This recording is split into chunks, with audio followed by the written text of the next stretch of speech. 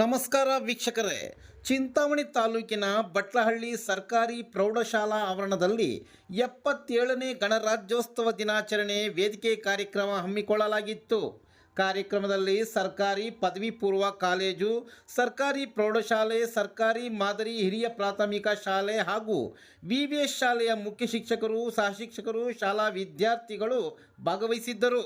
ಕಾರ್ಯಕ್ರಮದ ಅಧ್ಯಕ್ಷತೆಯನ್ನು ಸರ್ಕಾರಿ ಪದವಿ ಪೂರ್ವ ಕಾಲೇಜು ಪ್ರಾಂಶುಪಾಲರಾದ ಡಾಕ್ಟರ್ ಮುನ್ರೆಡ್ಡಿರವರು, ಗ್ರಾಮ ಪಂಚಾಯಿತಿ ಅಧ್ಯಕ್ಷೆ ಶ್ರೀಮತಿ ಪಾರ್ವತಮ್ಮ, ಸರ್ಕಾರಿ ಪ್ರೌಢಶಾಲೆಯ ಮುಖ್ಯ ಶಿಕ್ಷಕರಾದ ಎನ್ ಸುರೇಶ್, ಜಿಎಂಎಚ್ಎಸ್ ಶಾಲೆಯ ಮುಖ್ಯ ಶಿಕ್ಷಕಿ ವಿಜಯಕುಮಾರಿ, ವಿವಿಎಸ್ ಶಾಲೆಯ ಮುಖ್ಯ ಶಿಕ್ಷಕ ಮುನಿಯಪ್ಪ, ಕಾಲೇಜು ಉಪನ್ಯಾಸಕರಾದ ಕೃಷ್ಣಾರೆಡ್ಡಿ, ಎಸ್ಡಿಎಂಸಿ ಸದಸ್ಯರಾದ ಶ್ರೀನಿವಾಸ ರೆಡ್ಡಿ, ವೆಂಕಟರಮಣರವರು, ಸಂವಿಧಾನ ಶಿಲ್ಪಿ ಡಾಕ್ಟರ್ BR ಅಂಬೇಡ್ಕರ್, ಮಹಾತ್ಮ ಗಾಂಧೀಜಿಯವರ ಭಾವಚಿತ್ರಕ್ಕೆ ಪುಷ್ಪಾರ್ಚನೆ ಮಾಡುವ ಮೂಲಕ ಕಾರ್ಯಕ್ರಮಕ್ಕೆ ಚಾಲನೆ ನೀಡಿದರು.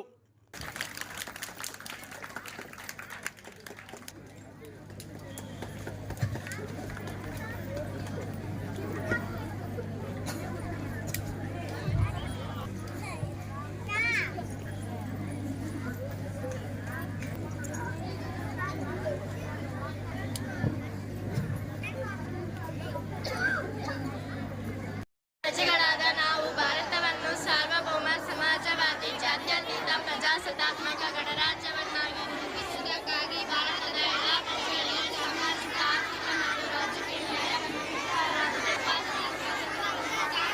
ಮತ್ತು ಅವಕಾಶಗಳ ಸಮತೆಯನ್ನು ದೊರೆಯುವಂತೆ ಮಾಡುವುದಕ್ಕಾಗಿ ವ್ಯಕ್ತಿ ಗೌರವ, ದೇಶದ ಏಕತೆ ಮತ್ತು ಸುರಕ್ಷತೆಗಾಗಿ ಎಲ್ಲರಲ್ಲಿ ಭದ್ರತಾ ಭಾವನೆಯನ್ನು ಮೂಡಿಸುವುದಕ್ಕಾಗಿ ಸಂಕಲ್ಪ ಮಾಡಿ ನಮ್ಮ ಸಂವಿಧಾನ ಸಭೆಯಲ್ಲಿ 1949 ನಮ್ಮ ಕರ್ತವ್ಯ 26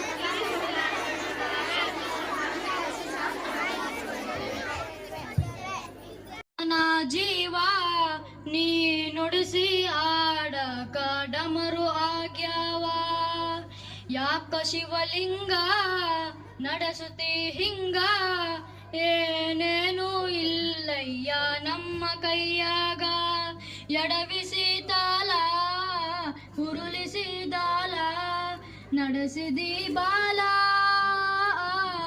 ಶಿವ ಶಿವ ಶಿವ ಶಿವ ಶಿವ ಶಿವ ಶಿವ ಶಿವ ಶಿವನೇ, ಹರ ಹರ ಹರ ಹರ ಹರ ಹರ ಹರ ಹರ ಹರನೇ, ಶಿವ ಶಿವ ಶಿವ ಶಿವ ಶಿವನೇ, ಹರ ಹರ ಹರ ಹರ ಹರ ಹರ ಹರ ಹರ ಹರನೇ, ನಾಹೂ ಹಣ್ಣು ತಂದೆ ಕಣ್ಣೀರು ನೀನು ತಂದೆ, ನಾನು ಅಲಲಿಲ್ಲೋ ತಂತಾನೆ ಬಂತಲ್ಲೋ, ನೀನು ನಗಬೋದ ನಾನಾಗಿ ಅಲಬೋದ, ಹೇ ಶಿವ ಜೀವವ ಕಾಡುತ್ತೀಯ ಕೋ ಶಿವ ಕನಸು ಒಡೆದವ, ಶಿವ ಶಿವ ಶಿವ ಶಿವ ಶಿವ ಶಿವ ಶಿವ ಶಿವ ಶಿವನೇ, ಹರ ಹರ ಹರ ಹರ ಹರ ಹರ ಹರ ಹರ ಹರನೇ, ಹೂ ಮುಳ್ಳು ಒಂದೇ ಗಿಡಕ ಹೆಂಗಾರ ಜೋಡಿಸಿಟ್ಟಿ ಭೇದ ನಮಗಿಲ್ಲ, ನಿನ್ನಾಟ ಸರಿಯಿಲ್ಲೋ, ನೀನು ವಿಷ ಕುಡಿದಿ ನಾವೂನು ಕುಡಿಬೇಕಾ, ಚಾಲಕ ಪಾಲಕ ನಾಮವು ನಿಂಗ್ಯಾತಕ, ನೀನು ನಮಗ್ಯಾಕ, ಶಿವ ಶಿವ ಶಿವ ಶಿವ ಶಿವ ಶಿವ ಶಿವ ಶಿವ ಶಿವನೇ, ಹರ ಹರ ಹರ ಹರ ಹರ ಹರ ಹರ ಹರ ಹರನೇ.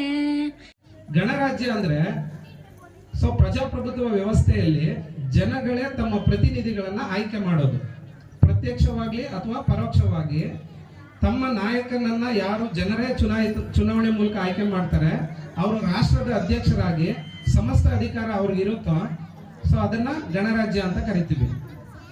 ಅದರಲ್ಲಿ 2 ವಿಧ ಇದೆ, ಪ್ರತ್ಯಕ್ಷ ಪ್ರಜಾಪ್ರಭುತ್ವ, ಪರೋಕ್ಷ ಪ್ರಜಾಪ್ರಭುತ್ವ. ಅಂದ್ರೆ ನಮ್ಮ ದೇಶದಲ್ಲಿ ನಾವು ಪ್ರತಿನಿಧಿಗಳನ್ನ ಆಯ್ಕೆ ಮಾಡ್ತೀವಿ 5 ವರ್ಷಕ್ಕೊಮ್ಮೆ, ಅವರು ಆಡಳಿತವನ್ನ ನೋಡ್ಕೊಂತವೆ. ಈಗ ನಮ್ಗೆ ಸಂವಿಧಾನ ಜಾರಿ ಬರೋಕ್ ಮುಂಚೆ ಬ್ರಿಟಿಷರ ಆಡಳಿತ ಇತ್ತು, ಸರ್ವಾಧಿಕಾರ ಎಲ್ಲ ಬ್ರಿಟಿಷರು, ಗವರ್ನರ್ಗಳು ಮತ್ತೆ ವೈಸ್ರಾಯ್ಗಳು ನಿರ್ವಹಿಸ್ತಿದ್ರು. ಸ್ವಾತಂತ್ರ್ಯ ಬಂದ್ಮೇಲೆ ಅನೇಕ ಸಮಸ್ಯೆಗಳು ಬಂತು, ಕ್ವಶನ್ಸ್ ಬಂತು ಸರ್ಕಾರದ ಮುಂದೆ, ದೇಶೀಯ ಸಂಸ್ಥಾನಗಳನ್ನೆಲ್ಲ ರಾಜನ್ನೆಲ್ಲ ಒಟ್ಟುಗೂಡಿಸುವಂತ ಸಮಸ್ಯೆ, ಆಮೇಲೆ ಸರ್ಕಾರ ರಚನೆ ಮಾಡೋ ಸಮಸ್ಯೆ, ಮತ್ತು ಈ ದೇಶಕ್ಕೊಂದು ಕಾನೂನು ಬೇಕಂತೇಳಿ. ಈ ಕಾನೂನು ಇಲ್ಲ ಅಂದ್ರೆ ನೋಡಿ, ಪೊಲೀಸ್ ಸ್ಟೇಷನ್ ಪೊಲೀಸ್ ವ್ಯವಸ್ಥೆ ಇಲ್ಲ ಅಂದ್ರೆ ನಾವು ಏನೇ ಮನೆಯಲ್ಲಿ ಇಟ್ಟರು ನಮ್ಮ ಕೈಗೆ ಸಿಗೋದಿಲ್ಲ. ಪೊಲೀಸರು ನಮಗೆ ರಕ್ಷಣೆ ಬೇಕು. ಅದೇ ರೀತಿ ದೇಶದ ಪ್ರತಿಯೊಬ್ಬ ಪ್ರಜೆಯನ್ನ ಕಂಟ್ರೋಲ್ ಮಾಡಲಿಕ್ಕೆ ಒಂದು ಸಂವಿಧಾನ ಬೇಕು. ಸಂವಿಧಾನ ಅಂದ್ರೆ ಆ ದೇಶದ ಮೂಲಭೂತ ಕಾನೂನನ್ನೇ ಸಂವಿಧಾನ ಅಂತ ಕರಿತೀವಿ, ಅಂದ್ರೆ ಕಾನೂನುಗಳ ಪಟ್ಟಿಯ ಸಂವಿಧಾನ ಅಂತ ಕರಿತೀವಿ. ಸೊ ಆ ರಚನೆ ಮಾಡೋದು ಹೇಗೆ ಅನ್ನೋದು ಚರ್ಚೆ ಬಂತು. ಅದಕ್ಕೆ ಸ್ವಾತಂತ್ರ್ಯ ಬಂದ ನಂತರ ಸುಮಾರು 389 ಜನ ಸಂವಿಧಾನ ರಚನಾ ಸಮಿತಿ ರಚನೆ ಆಗುತ್ತೆ. ಅನೇಕ ಸಮಿತಿಗಳನ್ನ ಮಾಡ್ತಾರೆ. ಸಮಿತಿಗಳೆಲ್ಲ ಸುಮಾರು 165 ಮೀಟಿಂಗ್ 165 ದಿನ ಸಭೆ ಕರೀತಾರೆ, ಚರ್ಚೆಗಳು ಮಾಡ್ತಾರೆ. ವಿಶ್ವದಲ್ಲಿರುವ ಎಲ್ಲ ಸಂವಿಧಾನವನ್ನ ಅವರು ಹೋಗಿ ಅಧ್ಯಯನ ಮಾಡ್ತಾರೆ. ಭಾರತಕ್ಕೆ ಯಾವುದು ಸೂಕ್ತ ಅಂತ ಕಾನೂನುಗಳನ್ನು ಪಟ್ಟಿಯನ್ನು ರಚನೆ ಮಾಡ್ತಾರೆ. ದಿನ ಚರ್ಚೆ ಆಗಿ ಅಂತಿಮವಾಗಿ ನವೆಂಬರ್ 26, 1949 ಸಂವಿಧಾನ ಅಂಗೀಕಾರ ಆಗುತ್ತೆ ಲೋಕಸಭೆಯಲ್ಲಿ, ಅಂದ್ರೆ ಸಂಸತ್ತಲ್ಲಿ. ಆ ನಂತರ ಸಂವಿಧಾನ ಜಾರಿಗೆ ಬಂದಿತ್ತು ಜನವರಿ 26, 1950. ಆ ದೃಷ್ಟಿಯಿಂದ ಈ ಸಂವಿಧಾನ ಜಾರಿಗೆ ಬಂದ ದಿನವನ್ನ ನಾವು ಪ್ರತಿ ವರ್ಷ ಗಣರಾಜ್ಯ ದಿನ ಅಂತ ಆಚರಿಸ್ತೀವಿ. ಅಂದ್ರೆ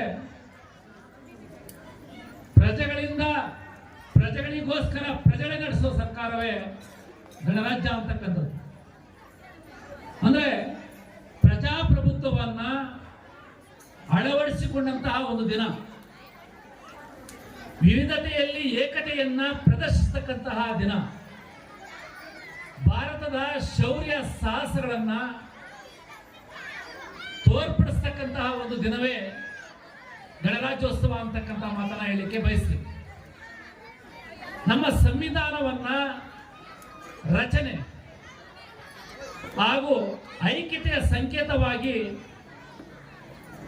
ಗಣರಾಜ್ಯೋತ್ಸವವನ್ನು ಆಚರಣೆ ಮಾಡ್ತಕ್ಕಂಥದ್ದು. ಇಂಥ ದಿನವನ್ನ ಅತ್ಯಂತ ನಾನಾ ರೀತಿಯಾದ ಕಾರ್ಯಕ್ರಮಗಳ ಮೂಲಕ ನಮ್ಮ ಕಾಲೇಜು ಮತ್ತು ಹೈಸ್ಕೂಲ್ ಆವರಣದಲ್ಲಿ ಬಹಳಷ್ಟು ಸುಂದರವಾಗಿ ನಾವು ಗಣರಾಜ್ಯೋತ್ಸವವನ್ನು ಆಚರಣೆ ಮಾಡ್ತೀವಿ. ವಿದ್ಯಾರ್ಥಿಗಳೇ, ಸಂವಿಧಾನ ಇಲ್ಲ ಅಂದ್ರೆ ನೊಂದವರ ಪಾಲಿಗೆ ಅತ್ಯಂತ ಉತ್ತಮವಾಗಿರ್ತಕ್ಕಂಥ ಒಂದು ಗ್ರಂಥ ಅಂತಕ್ಕಂಥ ಸಂವಿಧಾನ. ಒಂದು ಒಡಲ್ಲಿ ಇಡಬೇಕಾದ್ರೆ ಯಾವ ರೀತಿ ಅಂತಂದ್ರೆ, ಚಪ್ಪಲಿ ಹೊಲಿತಕ್ಕಂತಹ ಒಬ್ಬ ವ್ಯಕ್ತಿಯ ಹೆಂಡತಿ ಗರ್ಭವತಿ, ಅಲ್ಲಿ ಮರದ ಕೆಳಗೆ ಚಪ್ಪಲಿ ಹೊಲಿತಾ ಇರ್ತಾನೆ. ತನ್ನ ಹೆಂಡತಿ ಗರ್ಭವತಿ, ಅಯ್ಯಮ್ಮ ಆಲೋಚನೆ ಮಾಡ್ತಾ ಇದ್ದಾರಂತೆ ಏನಂತ ಅಂದ್ರೆ, ಸಂವಿಧಾನ ರಚನೆ ಆಗೋದಕ್ಕಿಂತ ಹಿಂದಿನ ಕಾಲದಲ್ಲಿ ಯಾವ ರೀತಿ ಅಂದ್ರೆ, ನನಗೊಬ್ಬ ಗಂಡು ಮಗು ಹುಟ್ಟಿದ್ರೆ ನನ್ನ ಗಂಡನ ಜೊತೆ ಇವನು ಸಹ ಚಪ್ಪಲಿ ಹೊಲಿದ್ರೆ ಎಷ್ಟು ಆದಾಯ ಬರ್ತದೆ ಅಂತೇಳಿ ಮೊದಲ ಆಲೋಚನೆ ಮಾಡ್ತಾ ಇದ್ವಿ. ಆದ್ರೆ ಅದೇ ಚಪ್ಪಲಿ ಹೊಲಿತಕ್ಕಂಥ ಅವರ ಹೆಂಡತಿ ಗರ್ಭವತಿ ಇವಾಗಾದ್ರೆ ಈಗ ಆಲೋಚನೆ ಮಾಡ್ತಾ ಇದ್ದಾರೆ ಏನಂತ ಅಂದ್ರೆ, ನನ್ಗೆ ಹುಟ್ಟೋ ಮಗು ಗಂಡು ಮಗು ಆದ್ರೆ ಒಬ್ಬ IAS ಆಫೀಸರ್ ಆಗ್ತಾನೆ, ಒಬ್ಬ ಡಾಕ್ಟರ್ ಆಗ್ತಾನೆ, ಒಬ್ಬ ಇಂಜಿನಿಯರ್ ಆಗ್ತಾನೆ ಅಂತೇಳಿ ಕನಸನ್ನ ಕಾಣುವಂತಹ ವ್ಯಕ್ತಿತ್ವ ಬಂದಿದೆ. ಆ ಕನಸನ್ನ ಕಾಣುವ ಸ್ವತಂತ್ರವನ್ನ ನೀಡಿರ್ತಕ್ಕಂಥದ್ದೇ ಸಂವಿಧಾನ. ದಲಿತರು, ಕೆಳವರ್ಗದವರು ಅವಕಾಶಗಳಿಂದ ವಂಚಿತರಾಗ್ತಾ ಇದ್ರು. ಆರ್ಥಿಕ ಅಸಮಾನತೆ ಇತ್ತು, ಸಾಮಾಜಿಕ ಅಸಮಾನತೆ ಇತ್ತು. ಈ ಎಲ್ಲ ಅಸಮಾನತೆಗಳಿಗೆ ಅತ್ಯುತ್ತಮವಾಗಿರ್ತಕ್ಕಂಥ ಒಂದು ಗೀತೆ ಯಾವ ರೀತಿ ಇದೆಯೋ ಆ ರೀತಿ ಬಡವರ ಗೀತೆಯೇ ಸಂವಿಧಾನ ಅಂತಕ್ಕಂಥ ಮಾತನ್ನ ಹೇಳಲಿಕ್ಕೆ ಬಯಸ್ತೀನಿ. ಹೇಳಿದ್ರೆ ಬಹಳಷ್ಟು ಹೇಳಲಿಕ್ಕೆ ಹೋಗ್ತಾ ಇರ್ತೀನಿ. ಆದ್ರೆ ಏನೇ ಇರಲಿ, ಇಂಥ ಸಂವಿಧಾನದ ಆಶಯಗಳನ್ನ ಈಗಾಗಲೇ ಹೇಳ್ತಾ ಇದ್ರು, ಮೂಲಭೂತ ಹಕ್ಕುಗಳನ್ನ ಅಂತ. ಮೂಲಭೂತ ಹಕ್ಕುಗಳನ್ನ ಅಮೆರಿಕ ಸಂವಿಧಾನದಿಂದ ನಾವು ಎರವಲು ಪಡೆದಿರ್ತಕ್ಕಂಥದ್ದು. ಮತ್ತೆ ಪ್ರಮುಖವಾಗಿರ್ತಕ್ಕಂಥ ನ್ಯಾಯಾಂಗ ವ್ಯವಸ್ಥೆಗಳನ್ನ ಅಮೆರಿಕ ಸಂವಿಧಾನದಿಂದ, ಕಾನೂನು ಪ್ರಕ್ರಿಯೆಗಳನ್ನ ಫ್ರಾನ್ಸ್ ದೇಶದಿಂದ ನಾವು ಎರವಲು ಪಡ್ಕೊಂಡಿರ್ತಕ್ಕಂಥ. ಅದೇ ರೀತಿ ಕರ್ತವ್ಯಗಳನ್ನ ರಷ್ಯಾ ದೇಶದಿಂದ ನಾವು ಎರವಲು ಪಡ್ಕೊಂಡಿದ್ದೀವಿ. ಮತ್ತೆ ರಾಜ್ಯ ನಿರ್ದೇಶನಾತ್ಮಕ ತತ್ವಗಳನ್ನ ಐರ್ಲೆಂಡ್ ದೇಶದಿಂದ ನಾವು ಪಡ್ಕೊಂಡಿದ್ದೀವಿ. ತಿದ್ದುಪಡಿಗಳನ್ನ ದಕ್ಷಿಣ ಆಫ್ರಿಕಾದಿಂದ, ತುರ್ತು ಪರಿಸ್ಥಿತಿಗಳನ್ನ ಜರ್ಮನ್ ದೇಶದಿಂದ, ಈ ರೀತಿ ಬೇರೆ ಬೇರೆ ದೇಶಗಳಲ್ಲಿರ್ತಕ್ಕಂಥ ಅತ್ಯುತ್ತಮವಾಗಿರ್ತಕ್ಕಂಥ ಅಂಶಗಳನ್ನ ಅಳವಡಿಸಿಕೊಂಡು ಇಡೀ ಪ್ರಪಂಚದಲ್ಲಿಯೇ ಅತ್ಯುತ್ತಮವಾಗಿರ್ತಕ್ಕಂತಹ ಸಂವಿಧಾನವನ್ನು ರಚನೆ ಮಾಡಿಕೊಂಡಿರ್ತಕ್ಕಂಥದ್ದು ನಮ್ಮ ಹೆಮ್ಮೆ. ಅದಕ್ಕೆ ಕಾರಣೀಭೂತರಾಗಿರ್ತಕ್ಕಂಥವರು doctor B R Ambedkar. Ambedkar ಇಲ್ಲ ಅಂದಿದ್ರೆ ಬಡವರ ಪಾಲಿಗೆ ಇಂಥ ಉತ್ತಮ ಸಂವಿಧಾನ ಬರ್ತಾ ಇರಲಿಲ್ಲ. ಸುಮಾರು 250 ಜನ ಒಳಗೊಂಡಂತೆ ಹಲವು ಮಹನೀಯರ ಪಾತ್ರ ಇದ್ರು. ಅಂಬೇಡ್ಕರ್ ಅವರು ಅತ್ಯುತ್ತಮವಾಗಿರ್ತಕ್ಕಂಥ ಶ್ರಮವನ್ನು ವಹಿಸಿರ್ತಕ್ಕಂಥದ್ದು. ನಾವು ಈ ದಿವಸ ಅವರನ್ನ ಕೊಂಡಾಡಬೇಕಾಗ್ತದೆ. ಅದಕ್ಕೆ ಡಾಕ್ಟರ್ ಬಿ ಆರ್ ಅಂಬೇಡ್ಕರ್ ಅವರನ್ನ ಸಂವಿಧಾನದ ಶಿಲ್ಪಿ ಅಂತೇಳಿ ಕರೀತಕ್ಕಂಥದ್ದು. ಅಂತಹ ಸಂವಿಧಾನ ಶಿಲ್ಪಿಗೆ, ಈ ಮಹನೀಯರಿಗೆ ಅರ್ಥಪೂರ್ಣವಾಗಿ ಈ ಜಯಂತಿ ಸಲ್ಲಬೇಕಾದ್ರೆ ನಾವೆಲ್ಲರೂ ಸಹ ಸಂವಿಧಾನವನ್ನು ಗೌರವಿಸಬೇಕು, ಸಂವಿಧಾನದ ಆಶಯವನ್ನು ಪಾಲಿಸಬೇಕು ಅಂತೇಳಿ ತಮಗೆ ಹೇಳ್ತಾ